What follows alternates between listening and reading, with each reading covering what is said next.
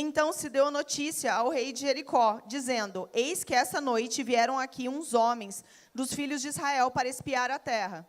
Mandou, pois, o rei de Jericó dizer a Raabe: faze sair os homens que vieram a ti e entraram na tua casa, porque vieram espiar toda a terra. A mulher, porém, havia tomado escondido os 2 homens e disse: é verdade que os 2 homens vieram a mim, porém eu não sabia de onde eles eram. Havendo-se de fechar a porta, sendo já escuro, eles saíram. Não sei para onde foram. Ide após eles depressa, porque os alcançareis. Ela, porém, os fizera subir ao eirado e os esconder entre as canas de linho que havia disposto em ordem no eirado. Foram-se aqueles homens após os espias pelo caminho que dá aos vãos do Jordão. E, havendo saído os que iam após eles, fechou-se a porta. Antes que os espias se deitassem, foi ela ter com eles ao eirado. Pessoal, aqui nós estamos falando de uma mulher que ela era uma prostituta, como diz a Bíblia. Uma mulher que ficava com muitos homens. Ela morava numa casa que ficava em cima dos muros de Jericó. Então, ela literalmente morava em cima do muro. E aconteceu, vocês lembram da história de Josué, que sucedeu a Moisés? Ele enviou espias para verificar como estavam Jericó, porque eles iriam invadir. E ele selecionou 2 espias que foram até Jericó. Chegando lá, eles encontraram a casa, né, que ficava à vista dos viajantes, porque como ela estava em cima do muro, os muros cercavam a cidade, para que os inimigos não invadissem e não matassem o povo. Só que os viajantes que estavam entrando ali, a hora que eles viam aquela casa, eles sabiam que eles poderiam se hospedar ali, porque Raabe abriu uma casa que recebia essas pessoas ali em cima do muro. E aconteceu que eles foram para a casa de Raabe, entraram e ficaram ali. Só que esses homens, eles eram diferentes. Eles tinham um propósito diferente na vida deles. Raabe logo percebeu e ela se conectou. Ela falou: algo vai acontecer com a nossa cidade, porque esses espias estão vindo aqui para olhar a nossa terra. Ocorre que o rei também ficou sabendo que esses espias tinham entrado na terra. E ele mandou os cavaleiros lá, os homens dele lá, para descobrir quem eram esses espias e tirar eles de lá. Raabe foi extremamente ligeira, se apresentou aos homens e falou: olha, eles até passaram por aqui, porém não ficaram, eles saíram, não sei para onde eles foram, porque eu nem sabia quem eram esses homens, mas se apressem, quem sabe vocês não os alcancem. E então, só que esses homens estavam escondidos dentro da casa dela, né? Ela tinha colocado eles na parte de cima para que eles não fossem encontrados. Vamos ver agora Josué, capítulo 2, do versículo 8 ao 11. Antes que os espias se deitassem, foi ela ter com eles ao eirado. E lhes disse: bem sei que o Senhor vos deu essa terra, e que o pavor que infundis caiu sobre nós, e que todos os moradores da terra estão desmaiados. Gente, eles estavam com tanto medo, os moradores de Jericó, que eles estavam desmaiando de medo. Por quê? Vamos ver aqui, no versículo 10. Porque temos ouvido que o Senhor secou as águas do Mar Vermelho diante de vós, quando saíeis do Egito, e também o que fizestes aos 2 reis dos amorreus, Seom e Og, que estavam além do Jordão, os quais os destruístes.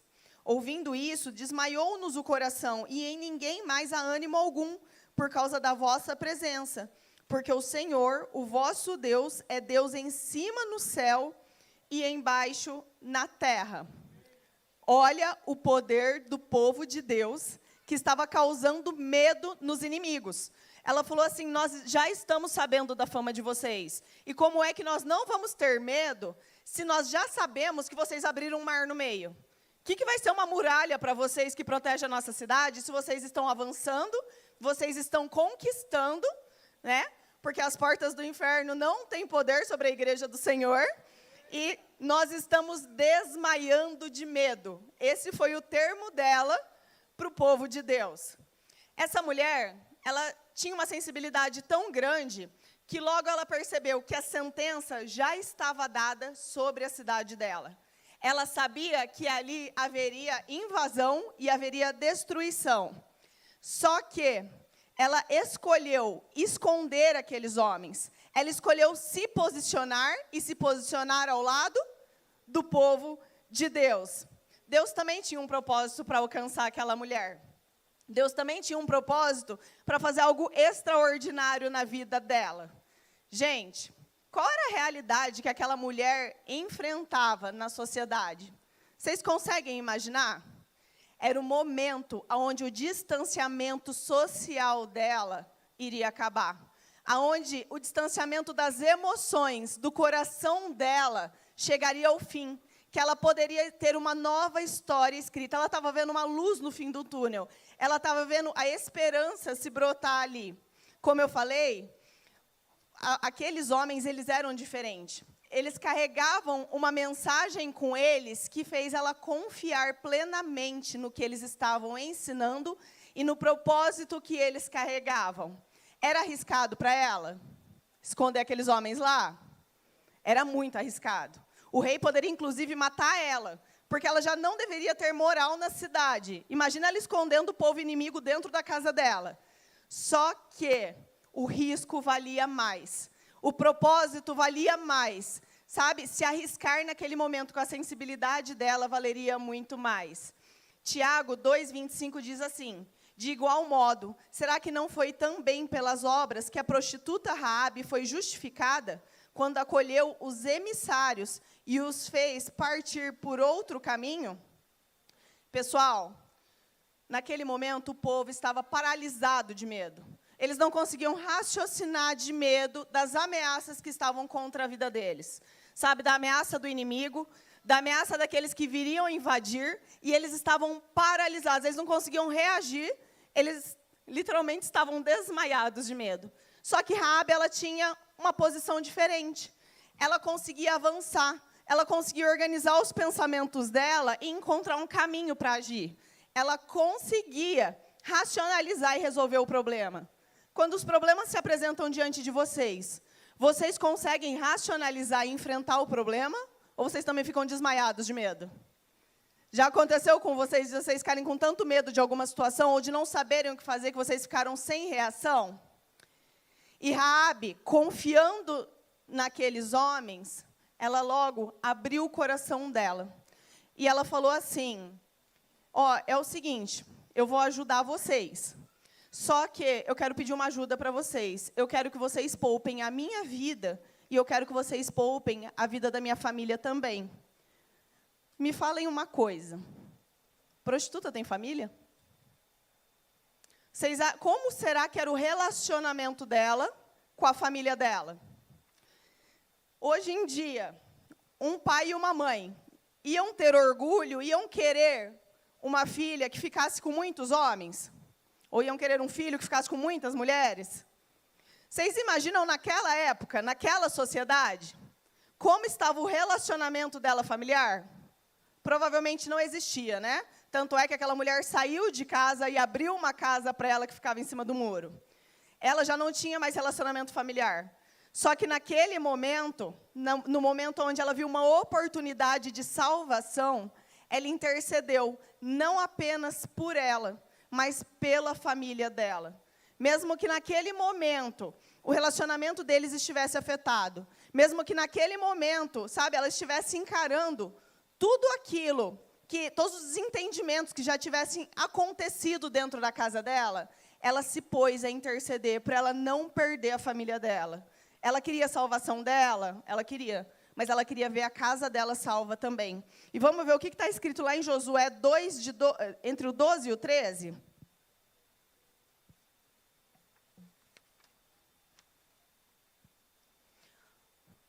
Olha só. Portanto, jurem-me pelo Senhor, que assim como eu fui bondosa com vocês, também serão bondosos com a minha família. Deem-me um sinal seguro. Próximo. De que pouparão a vida do meu pai e da minha mãe, dos meus irmãos e das minhas irmãs, e de tudo que lhes pertence. Jurem que nos livrarão da morte. Pessoal, olha a intercessão dela. Será que nós temos tido o hábito de interceder pela nossa família? Será que nós temos tido o hábito de interceder por aqueles que nos ofendem? pelos relacionamentos quebrados? Ou será que tem sido muito mais fácil a gente ficar remoendo dentro de nós as ofensas que nós já recebemos?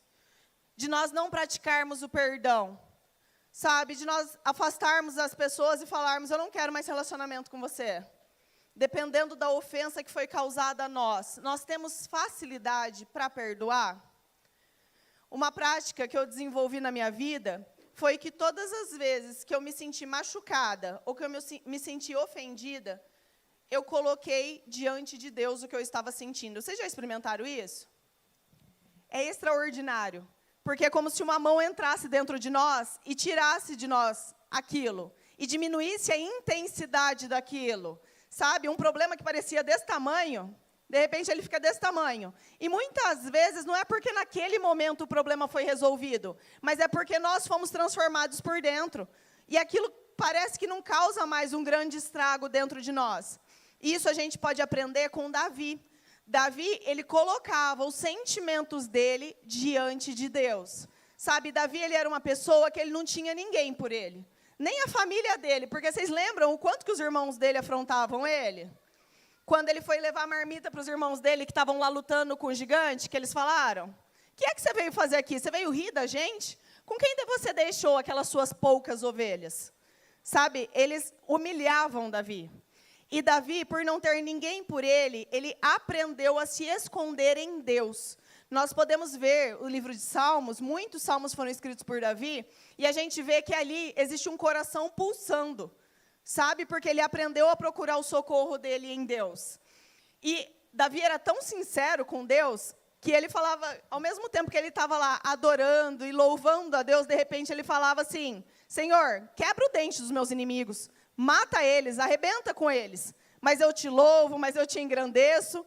Então, Davi aprendeu a colocar diante de Deus o que ele estava sentindo. Nós precisamos ter essa prática de colocar diante de Deus aquilo que está no nosso coração, para que a gente seja curado, para que a gente seja perdoado, para que a gente seja alcançado e para que a nossa mente se renove.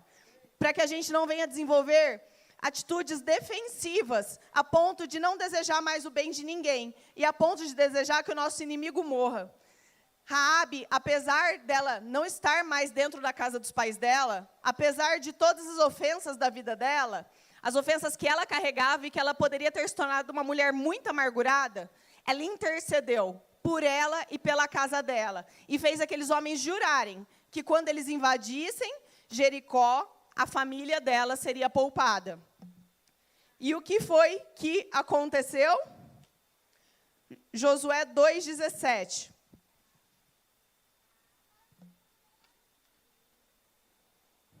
Disseram-lhe os homens, desobrigados seremos deste teu juramento que nos fizeste jurar.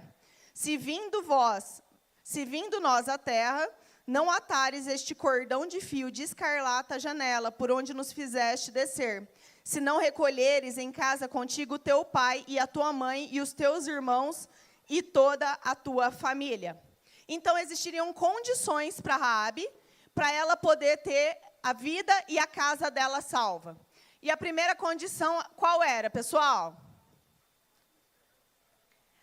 Amarrar um fio de escarlate vermelho na janela dela, onde aqueles homens desceram. Esse fio vermelho, o que simbolizava? O sangue de Cristo. Naquela época, Jesus ainda não tinha morrido na cruz, só que já estava apontando para a obra da cruz. A vida dela e a casa dela seriam salvos se eles estivessem com um fio vermelho amarrado na janela. Sabe, já apontava para a obra da cruz. A nossa salvação e a salvação da nossa casa está na obra de Cristo. Está na cruz de Cristo, está na obra que Jesus fez, que Ele entregou a própria vida, e Ele esgotou até a última gota de sangue dele por nós. E é essa obra que nós podemos declarar dentro da nossa casa, para que haja cura, para que haja restauração dentro da nossa casa, dentro da nossa vida. Em Isaías 1:18 diz assim, vinde, pois, e arrazoemos, diz o Senhor. Ainda que os vossos pecados sejam como a escarlata, eles se tornarão brancos como a neve. Ainda que sejam vermelhos como o carmesim, se tornarão como a neve. Raabe estava numa condição de indicar pureza? Não, né? Só que aquele fio vermelho estava purificando a vida dela. Estava salvando ela. Estava salvando a casa dela. E estava escrevendo uma nova história para ela. Estava dando um novo futuro para ela. Aquele posicionamento de amarrar aquela fita vermelha salvaria a vida dela e de todos os que ela amava. A segunda condição era o quê? Recolher na casa dela o pai, a mãe e os irmãos. Ia ser uma tarefa fácil, pessoal? Voltando lá na história, se nós pararmos para pensar a realidade que ela vivia, como que estava o relacionamento dela com a família, e a profissão que ela estava desenvolvendo, como que ela ia convencer a família dela a deixar a casa deles e entrar dentro da casa dela? Uma casa que não tinha boa fama. Como é que ela iria falar para os pais? Venham para minha casa porque eu estou sabendo que a nossa cidade vai ser destruída e eu, com a fama que eu tenho na cidade, vou ser poupada. Porque os homens que passaram pela minha casa me prometeram isso. E vocês precisam estar comigo. Seria uma missão difícil, não seria? Só que eu tenho certeza que a vida dela estava tão condicionada àquilo, que quando ela foi falar com a família dela, os olhos dela brilhavam. A fé dela falava mais alto do que as palavras. O coração dela falava mais alto. E em cada palavra que saía da boca dela, a fé estava impregnada. Que ela alcançou o coração da família dela. E eles se convenceram de que eles estariam junto com ela. Olha só, a filha que envergonhava a família, de repente era aquela que estava salvando a família. Quanto tempo será que aquela família ficou naquela casa? Porque se foram 7 dias para eles rodearem as muralhas e as muralhas caírem, e mais o tempo de preparação, porque eles saíram e já deram a orientação. Quanto tempo foi que aquela família ficou dentro da casa junto com ela? Foi um teste para ela também, não foi? Mas ali, eles tiveram relacionamentos transformados. Ali, a família dela se uniu novamente. Se uniu para se salvarem, para se protegerem e para que a vida deles pudesse ser poupada. E terceiro, que eles estariam desobrigados se por um acaso ela descumprisse o juramento, se ela entregasse eles, porque ela estava sabendo que eles invadiriam a cidade. Eles contaram que eles eram espias e que eles iriam entrar e matar todo mundo. Se ela entregasse eles, o juramento estava desfeito também. Só que Raabe tinha alguma coisa a perder? Quantas ofensas será que Raabe já tinha recebido daquela cidade? O que será que tinha acontecido com Raabe a ponto dela decidir abandonar tudo para viver a vida que ela estava levando? A ponto de vender o próprio corpo para fazer dinheiro? Numa sociedade onde as mulheres nem trabalhavam fora, eram seus maridos que sustentavam. O que será que tinha acontecido no passado dela? Quais as rejeições que ela tinha enfrentado?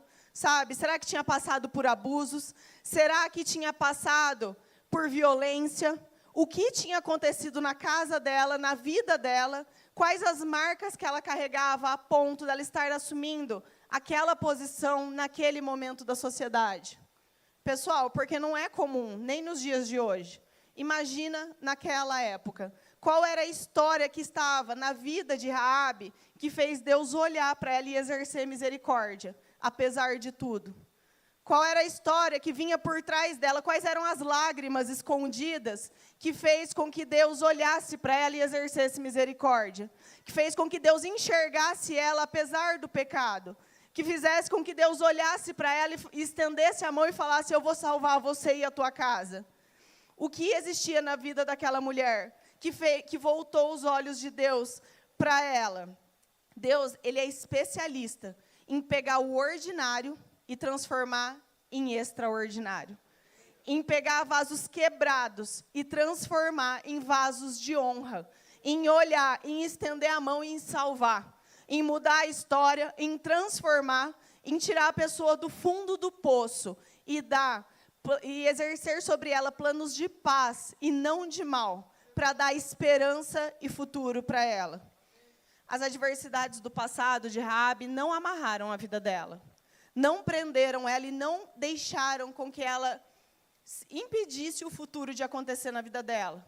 Mas quantas pessoas, gente, tá com o futuro amarrado, porque não consegue se desapegar do que aconteceu no passado, porque não consegue perdoar, porque foi ofendido, porque foi afrontado, foi maltratado, porque sofreu violência, sabe? Porque sofreu perdas, porque sofreu tantas coisas e não consegue deixar de olhar para trás.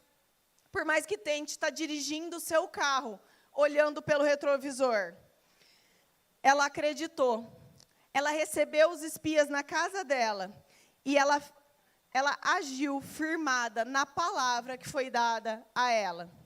Raabe, ela obedeceu às condições que estavam estabelecidas a ela. E quais são as condições que Cristo tem dado a nós, para que a gente também obedeça, e para que o nosso futuro também seja transformado? Sabe, pessoal, como tem uma forma de falar que o pessoal tem usado muito na internet hoje em dia, né? Que é difícil demais obedecer às leis de Deus, mas é muito difícil também ficar com a vida destruída. É mais difícil ficar com a vida destruída do que se submeter às leis de Deus e ter ações transformadoras na nossa vida. A gente enxerga muito as leis de Deus como restritivas de direito, só que, na verdade, elas são protetivas. Cristo fala, com amor eterno eu te amei, e com benignidade eu te atraí.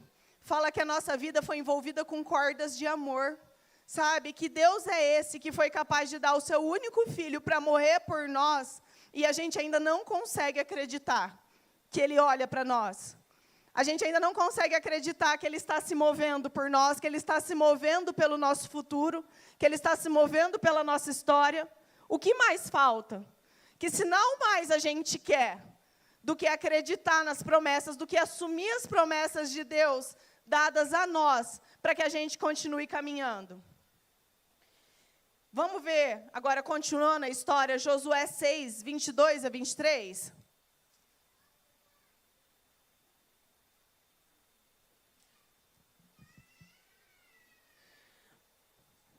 Olha só, nós lemos a história dos espias entrando para espiar a terra no capítulo 2. Olha quando eles invadiram. No capítulo 6 já. Olha o tempo que passou. Por isso que eu falei, quanto tempo será que a família ficou na casa de Raabe? Todo mundo junto ali. E no versículo 22 diz assim: Josué disse aos 2 homens que tinham espiado a terra: entrem na casa da prostituta e tirem-na de lá, com todos os seus parentes, conforme o juramento que fizeram a ela. Pode seguir. Então, os jovens que tinham espiado a terra, entraram e trouxeram Raabe, o seu pai, a sua mãe e os seus irmãos, e tudo que lá possuía. Tiraram de lá todos os da sua família, e os deixaram em um local, fora do acampamento de Israel. Deus escolheu a família de Raabe. Deus estendeu a mão para a família de Raabe. Para Jericó, as muralhas estariam indo ao chão e eles estariam sendo entregues naquele momento nas mãos do inimigo. Mas para Raabe era um momento de reconstrução da vida dela. A filha que trazia vergonha, agora era a filha que tinha salvado a família. O jogo tinha virado. E ela começou a habitar entre os filhos de Israel, entre o povo de Israel. Sabe com quem que Raabe se casou, gente? Com Salmão. O pai dele era líder da tribo de Judá. Raabe, pela posição dela, pelo ouvido afinado dela e pela sensibilidade de entender o tempo de Deus para a vida dela, pelo posicionamento que ela tomou, ela entrou para a linhagem de Jesus. Ela se tornou a tataravó de Davi, do rei Davi. Olha o tamanho da misericórdia de Deus exercido sobre a vida daquela mulher, que tinha sido tirada da sujeira, da prostituição, da imundície, do pecado, E ela se posicionou a obedecer às leis de Deus, a abraçar as promessas de Deus para a vida dela, a habitar entre o povo de Deus. E a história dela foi transformada. Naquele momento, aqueles espias olharam com um olhar profético sobre a vida daquela mulher. Porque tinha alguma condição deles quererem ajudar ela? Por que eles ajudariam? Mas com um olhar profético, vendo o futuro dela, vendo o que Deus tinha preparado para ela, eles estenderam a mão e pouparam a vida dela. Será que a gente tem tido um olhar profético sobre aqueles que a gente se relaciona? Ou as pessoas difíceis demais, a gente deixa para lá? Porque está sendo pesado demais? Porque está dando trabalho demais? Sabe? Porque essa vida não compensa. Para Deus, todas as vidas compensam. Sabe? Não existe ninguém que vai ser excluído, a não ser que essa pessoa queira. Quem somos nós para julgar e falar, por essa vida não vale a pena? Será que nós temos olhado profeticamente, visto o futuro das pessoas, estendido a mão a elas e disposto a nossa vida a atendê-las, a serem pais e mães espirituais dessa vida? Ou será que a gente está tão ocupado com os nossos afazeres, com a correria do nosso dia, que não dá tempo de atender as pessoas, que não dá tempo de ouvi-las, que não dá tempo de fazer uma oração por elas? Porque durante a semana está corrido demais. Porque durante a semana eu não tenho tempo, eu estou precisando de ajuda. Então, eu preciso que as pessoas me atendam, mas eu não tenho condição de atender ninguém. Será que nós temos renovado a nossa mente, sabe, em Cristo, para nós podermos exercer a missão que foi dada a nós, assim como aqueles espias exerceram? Eu repito, gente, nós temos que nos desprender dos problemas do passado. Nós temos que parar de perder tempo com coisas que já se passaram. E nós temos que assumir a identidade de Cristo que foi dada a nós. Raabe, ela recebeu a proposta. Ela aceitou a proposta. Ela se submeteu àquilo que foi pedido a ela. Sabe, ela amarrou o fio vermelho, o fio de escarlate, na janela dela. Aquilo lá era para mostrar ao público que a vida dela estava separada por aquele fio, que eles não seriam atacados, porque o fio, a marca vermelha estava na janela dela. Vocês se lembram do povo de Israel, quando o anjo da morte passou? Que eles tinham o sangue do cordeiro nos umbrais das portas, e o espírito de morte não entrou na casa deles? Porque aquele que habita no esconderijo do Altíssimo, a sombra do Todo-Poderoso pode descansar. Raabe, ela assumiu essa posição. E ela obedeceu, sabe? Ela declarou publicamente aquilo que a fé que ela estava exercendo. Cristo nos chama para declarar publicamente a fé que existe dentro de nós, para nós podermos marcar a nossa geração, para nós também podermos salvar a nossa família, para nós também podermos salvar a nossa humanidade, para nós intercedermos por eles, assim como Raabe intercedeu pelos dela. Gente, não existe fé, como foi falado hoje de manhã, trancado num quarto escuro. Cristo pede para que a gente declare publicamente a nossa fé, que Ele é Senhor e Salvador da nossa vida. O batismo, ele é público. A confissão, ela é pública. A morte de Cristo por nós foi pública. E Cristo pede para que publicamente a gente declare a fé e leve aos 4 cantos deste mundo. Raabe também intercedeu pelo povo. Ela se submeteu e ela se gastou pela família dela. Ela restaurou os relacionamentos dela para que ela pudesse ser salva e a família pudesse ser salva. Raabe habitou entre o povo de Deus e Raabe trabalhou em favor do povo. E sabe o que veio depois disso? Raabe entrou para o rol dos heróis da fé. Gente, olha isso. Olha de onde ela saiu e onde ela chegou. Raabe está no rol dos heróis da fé. Hebreus 11:31, que apresenta os heróis da fé, diz assim: pela fé, Raabe, a meretriz, não foi morta com os desobedientes, porque acolheu com paz os espias. Deus capacitou Raabe. Deus levantou ela. E será que nós temos aceitado essa graça capacitadora de Cristo sobre a nossa vida, para que a gente também possa entrar para o rol dos heróis da fé? Ou será que nós temos nos auto-sabotado? Será que a gente, olhando para a limitação interna e para os pecados e para as falhas e por tudo que já foi cometido, a gente tem se declarado indigno? Por mais que Cristo fale que o acusador, ele é o diabo. Sabe, que a gente tem que esquecer as coisas que para trás ficam. Será que a gente está voltando sempre no passado para a gente poder se acusar? Ou será que a gente tem conseguido prosseguir adiante, assumindo a comissão que foi dada a nós? Coloque um sinal do sangue de Cristo nas suas esperanças, na sua mente e na sua alma. Pessoal, a história dos heróis da fé é para que a gente leia, para que a esperança seja aumentada em nós, para que a gente aprenda e a gente pratique. Mateus 11, 29 diz assim: errais não conhecendo as Escrituras e nem o poder de Deus. Oséias 4, 6 diz: o meu povo está sendo destruído, porque lhe falta conhecimento. A nossa fé, ela precisa ser renovada. E como é que a gente renova a nossa fé? Através da leitura diária. Através da busca incessante pela oração, através da mudança de pensamento, através da mudança de sentimento. Gente, 2 pensamentos não podem ocupar o mesmo lugar numa cabeça. Sabe? Quando os pensamentos ruins vierem, quando os pensamentos de pecado vierem, quando os desejos maus vierem, você precisa substituir o pensamento da tua cabeça.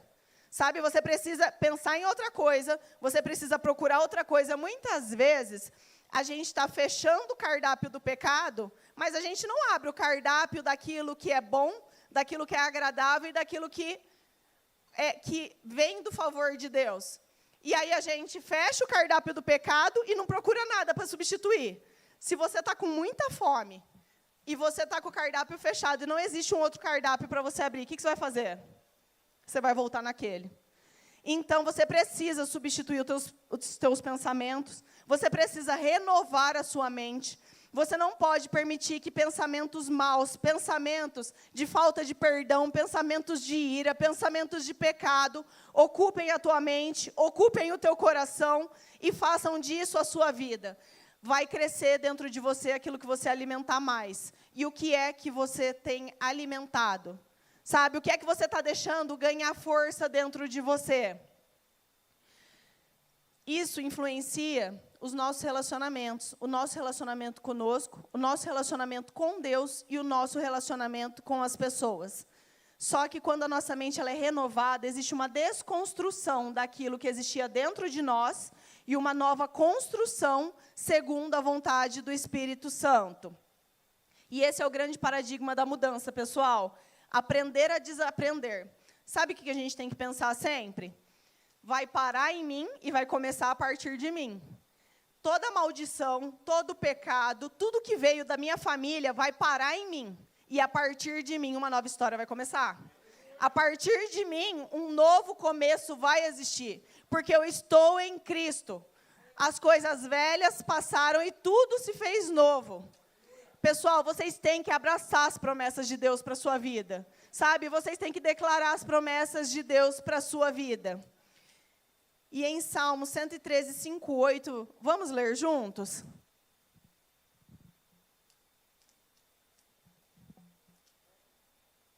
Salmo 113, 5, versículo 5 até o 8. Quem é como o Senhor, o nosso Deus, que reina no seu trono nas alturas e se inclina para contemplar o que acontece nos céus e na terra?